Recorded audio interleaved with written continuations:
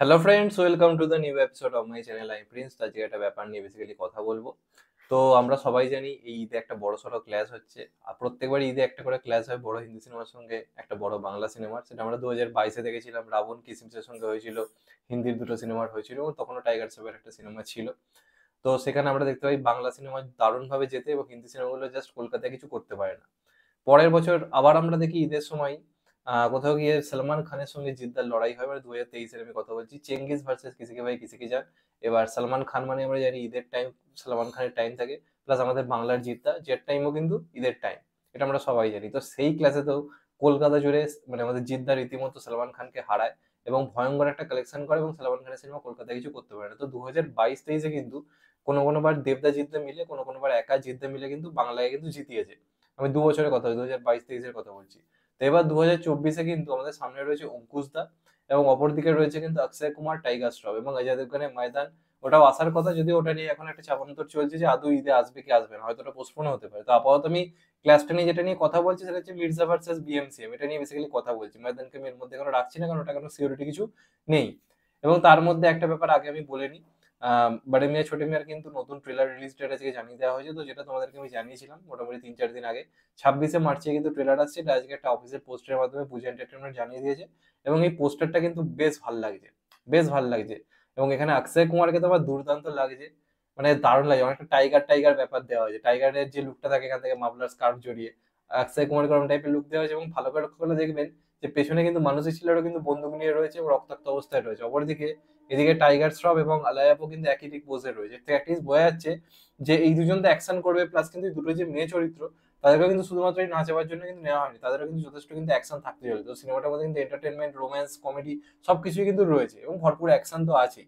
তো এর থেকে একটা ব্যাপার ক্লিয়ারলি বোঝা যাচ্ছে যে এই সিনেমাটা কিন্তু আমরা যদি ভালো করে লক্ষ্য করি, তাহলে কিন্তু সিনেমাটা কিন্তু তুমুল অ্যাকশন থেকে শুরু করে সবকিছু কিন্তু থাকতে চলেছে। এটা ঈদের টাইমে একটা সিনেমায় দরকার। এবার বাংলাতেও মির্জা রয়েছে, মির্জাতেও কিন্তু এই সবকিছু থাকতে চলেছে।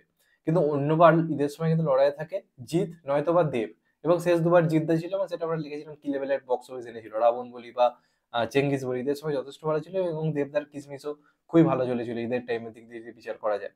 তো এইবার কিন্তু অঙ্কুশ দা, যার স্টারডামটা কিন্তু আমি করছি না, ছোট করছি না, কিন্তু তুলনামূলকভাবে জিতদা বা দেবদার থেকে কিন্তু অঙ্কুশের স্টারডামটা খানিকটা হলেও কম। তাহলে কি বক্স অফিসে একটু হলেও কি প্রবলেম হবে? তাহলে উত্তরটা হচ্ছে অবভিয়াসলি একটু হলেও তো চাপ হবে।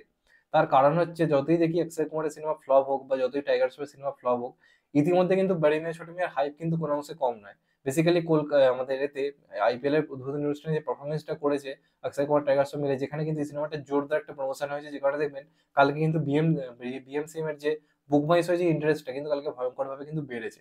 কারণ অনেক লোক কালকে সাক্ষী থেকে যে এই সিনেমাটার প্রমোশন, এটা একটা দারুণ তারা প্রমোশন করেছে। প্লাস ট্রেলারের কিন্তু রিপোর্ট খুব ভালো, এবং এক এক করে তারা পোস্টার আনছে, পোস্টারগুলো কিন্তু দারুণ লাগছে, এবং সিনেমাটা নিয়ে কিন্তু লোকের মনে কিন্তু আগ্রহ ক্রমশ বাড়াচ্ছে। এবার মির্জারও কোনো অংশে হাইপ কম নেই, কিন্তু মির্জার চাপেটা কোথায় পড়বে সেটা হচ্ছে শো পাওয়াতে। আজকে আপনারা ভালো করে যদি দেখেন, এই সপ্তাহে খুব একটা বড় হিন্দি সিনেমা কিন্তু কিছু রিলিজ করেনি। মাটগাঁও এক্সপ্রেস এসছে, স্বতন্ত্র বীর সাভারকার এসছে, এবং তার সঙ্গে রিলিজ করেছে অতি উত্তম, যেখানে আমাদের বাংলার মহানায়ক ফিরছে। অথচ আপনি দেখুন অতি উত্তমের শো কিন্তু মাটগাঁও এক্সপ্রেসের থেকে কিন্তু অনেকটাই কম। মাটগাঁও এক্সপ্রেস সকাল 9টা, 9:30, 10টার সময় শো পেয়েছে, অর্থাৎ ওটা কিন্তু শো অনেক বেশি পাচ্ছে। তো এই যে মাল্টিপ্লেক্সের যে প্রবলেমটা এখন শুরু হয়েছে, মাল্টিপ্লেক্সে হিন্দি সিনেমাকে ভরপুর শো দেওয়া হয়েছে, বাংলা সিনেমাকে মেরে কেটে একটা থেকে দুটো, এবং যেহেতু কালেকশনটা মাল্টিপ্লেক্সের ওপরই, হিন্দি সিনেমা অনেক খাজা সিনেমা এসেও মাল্টিপ্লেক্স থেকে বেটার কালেকশন করে যাচ্ছে শো বেশি পাওয়ার জন্য।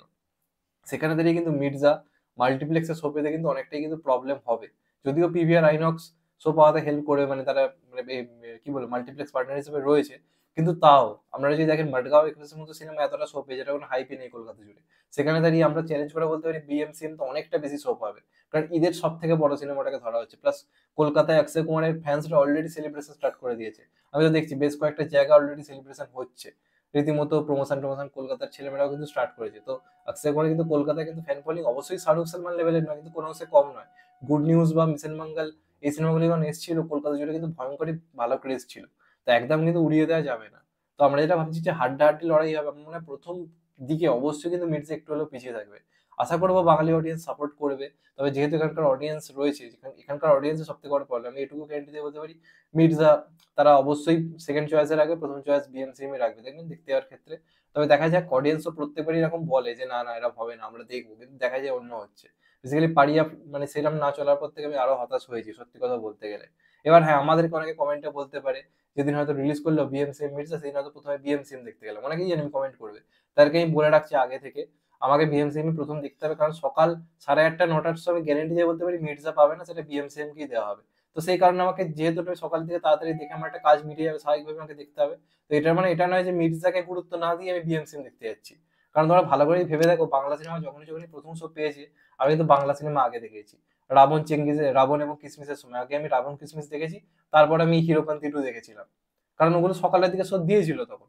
রাবণ সকাল 9টার শো ছিল, সকাল 12টার শো ছিল, তাই দেখতে গেছিলাম। চেঙ্গিজের সময় সকাল 9টার শো উদয়নে ছিল, দেখতে গেছিলাম। তারপর আমি দেখেছি কিসি কে ভাই কিসি কি জান। এমনকি কাছের মানুষের সময় আমি প্রথম কাছের মানুষ দেখেছিলাম, তারপরে আমি ভেদা দেখেছিলাম। তো এইগুলো ভুললে তো হবে না। তো যদি সকালের দিকে মির্জা শো পায়, অবশ্যই আমি দেখার চেষ্টা করব। আর না হলে কিন্তু আমাকে বেলাতেই দেখতে হবে, আগে হয়তো আমাকে বাড়ি মেয়ে ছোট মেয়ে দেখতে হবে। তো আমরা তো সবই দেখবো, আমি যে অডিয়েন্স যেটা দেখতে যায়, তবে কিন্তু লড়াইটা হাড্ডাহাড্ডি হবে, নাহলে এদিকে কিন্তু বিএমসিএম এসে অবশ্যই জিতে বেরিয়ে যাবে। অবশ্যই আমি অক্ষয় কুমার ফ্যান, বিএমসিএম ভালো চললে আমি খুশি হবো, কিন্তু অপরদিকে মির্জাও যদি বাই চান্স একটু হলেও চাপে পড়ে যায় বিএমসিএম এর জন্য, তাহলে কিন্তু এটাও কিন্তু খুবই দুঃখের জায়গা আমার হবে। কারণ আমি মির্জার জন্য দেখছি যতটা পারছি সাপোর্ট করার চেষ্টা করছি আমার তরফ থেকে। তো এটাই হচ্ছে বেসিক্যালি ব্যাপার, ক্লাসটা একটু হলেও চাপের হবে, কারণ এখানকার অডিয়েন্সের মধ্যে সেই ব্যাপারটা একটু চলে গেছে, এখানকার সিনেমাকে একটু হেয় করে দেখা, প্লাস অঙ্কুশের স্টারডামটা কিন্তু জিততে বা দেবদার থেকে অনেকটা কম। তো যদি ক্লাসে দারুণ একটা রেসপন্স অঙ্কুশদা দিতে পারে, যদি একটা দারুণ বক্স অফিস আনতে পারে, তাহলে কিন্তু অঙ্কুশদা কোথাও গিয়ে কিন্তু নিজের একটা সুপার স্টারডাম কিন্তু তৈরি করতে পারবে, এটা আমার ধারণা। এবং আশা করবো সেটা হবে। সেটা সবটাই কিন্তু নির্ভর করছে এবার পরিস্থিতির উপর, তো দেখা যাক ফাইনালি কি হয়। তোমাদের মতে বাড়ি মিয়া ছোট মিয়া এবং মির্জা লড়াইটা কেমন হবে সেটা নিয়ে কমেন্টে বলো। আর তোমরা কোনটাকে সাপোর্ট করবে, কোনটা ফার্স্টে ফার্স্ট দেখতে যাবে, কোনটা নিয়ে তোমাদের মধ্যে এক্সাইটমেন্ট রয়েছে, অবশ্যই কিন্তু জানিও। যাই হোক, চ্যানেলটা নতুন হলে চ্যানেলটাকে সাবস্ক্রাইব করে দিও and get the bell icon. ভালো থেকো সবাই, টেক কেয়ার, নমস্কার। আবার দেখাবে, এখন তো বাই। সবাই ভালো থেকো, সুস্থ থেকো, নমস্কার, টেক কেয়ার।